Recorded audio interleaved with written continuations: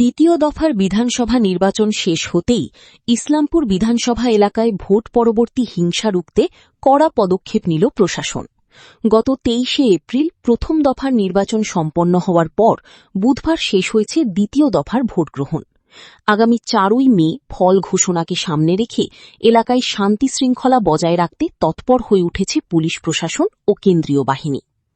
সাধারণ মানুষের মধ্যে আস্থা ফিরিয়ে আনতে ইসলামপুরের রামগঞ্জ বাজার সহ একাধিক গুরুত্বপূর্ণ এলাকায় শুরু হয়েছে রুট মার্চ ও সচেতনতা প্রচার। গুজবে কান না দেওয়া, নির্বাচনী বিধি মেনে চলা এবং কোনো অশান্তি তৈরি হলে দ্রুত প্রশাসনকে খবর দেওয়ার বার্তা দেওয়া হচ্ছে সাধারণ মানুষকে। বৃহস্পতিবার ইসলামপুর পুলিশ প্রশাসনের উদ্যোগে কেন্দ্রীয় বাহিনীকে সঙ্গে নিয়ে ডিএসপি, ডিইবি, শ্যামশুভ্র কাপড়ি, ইসলামপুর থানার আইসি এবং রামগঞ্জ পুলিশ ফাঁড়ির ওসি দিবিন্দু দাসের নেতৃত্বে এই রুট মার্চ অনুষ্ঠিত হয়। বিভিন্ন রাস্তা ঘুরে সাধারণ মানুষের উদ্দেশ্যে শান্তি বজায় রাখার আহ্বান জানানো হয়। প্রশাসনের পক্ষ থেকে স্পষ্ট জানানো হয়েছে, যে কোনো রকম হিংসা বা অশান্তি রুখতে কড়া পদক্ষেপ নেওয়া হবে এবং দোষীদের বিরুদ্ধে আইনি ব্যবস্থা গ্রহণ করা হবে। শ্যামশুভ্র কাপড়ি, ডিএসপি জানিয়েছেন যে ভোট পরবর্তী সময়ে যাতে কোনো রকম অশান্তি না ছড়ায় সেই জন্য আমরা নিয়মিত রুট মার্চ করছি। সাধারণ মানুষকে অনুরোধ করছি, গুজবে কান না দিয়ে শান্তি বজায় রাখুন এবং কোনো সমস্যা হলে সঙ্গে সঙ্গে প্রশাসনকে জানান।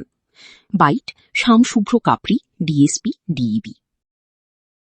আমাদের ইলেকশনের পূর্ববর্তী সময় থেকে এখন অবধি আমাদের প্রত্যেকটা থানা ফাঁড়িতে কিছু প্রিডিটারমাইন্ড রুটে আমরা প্রতিদিনই রুট মার্চ করছি। এটা আমাদের একটা পার্ট অফ ডিউটি। তো আজকে আমরা এই রামগঞ্জ বাজার এবং সন্নিহিত এরিয়াগুলোতে করলাম।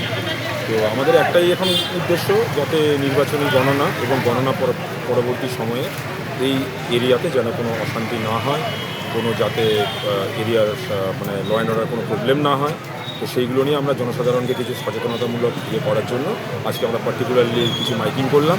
তো আমরা আশা রাখবো কি নির্বাচন সময়ে রামগঞ্জের সাধারণ জনগণ এবং সমস্ত রাজনৈতিক দল যেভাবে আমাদেরকে সহযোগিতা করেছে, নির্বাচনের পরবর্তী সময়েও আমরা ওনাদের কাছ থেকে সেম জিনিসটা আমরা আশা রাখবো।